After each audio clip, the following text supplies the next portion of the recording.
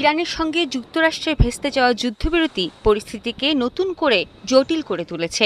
মার্কিন president Donald Trump ইরানের সঙ্গে খুব অল্প সময়ে যুদ্ধে জয়ী হবে বলে ঘোষণা দিয়ে হামলা শুরু করলেও তা দীর্ঘদিন ধরে চলতে থাকায় তীব্র অর্থ সংকটে পড়েছে পেন্টাগন। হোয়াইট হাউস যুদ্ধ ব্যয় মেটাতে কংগ্রেসের কাছে জরুরি ভিত্তিতে $67 বিলিয়ন চেয়েছে, তবে আইন প্রণেতারা এই অর্থ বরাদ্দের পথে ঐক্যমতে পৌঁছাতে পারেননি। মঙ্গলবার প্রতিরক্ষামন্ত্রী পিট হেগসেট ও joint chiefs chairman general Dan Caine Senate appropriations কমিটির কাছে অর্থের দাবি জানাবেন। এটি এ বিষয়ে প্রথম শুনানি। হোয়াইট হাউসের বাজেট পরিচালক রাসেল ভাউট গত মাসে আইন প্রণেতাদের জানান, যুদ্ধে এখন পর্যন্ত প্রায় $30 বিলিয়ন খরচ হয়েছে, কিন্তু স্বতন্ত্র বিশ্লেষকরা বলছেন প্রকৃত ব্যয় অনেক বেশি। হোয়াইট হাউসের এই হিসেবে ইরানের হামলায় ক্ষতিগ্রস্ত মার্কিন ঘাঁটি পুনর্নির্মাণের খরচ অন্তর্ভুক্ত নেই।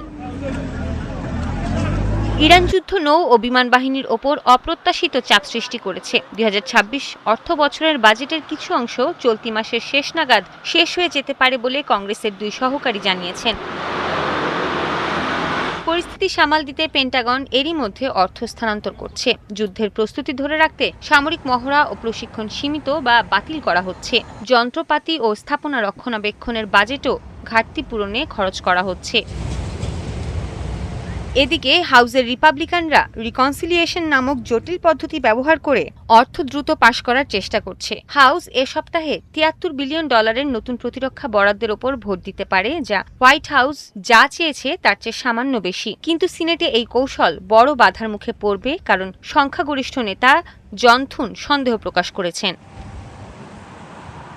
যুক্তরাষ্ট্রের এবারের প্রতিরক্ষা বাজেট প্রায় $1 ট্রিলিয়ন, যার মধ্যে কংগ্রেস গত বছর অনুমোদিত $150 বিলিয়ন এককালীন তহবিল রয়েছে। ট্রাম্প প্রশাসন 2027 সালের জন্য $1.5 ট্রিলিয়ন চেয়েছে, যা ক্যাপিটল হিলে তীব্র বিতর্ক সৃষ্টি করেছে। সৃষ্টি ঘটক, 71।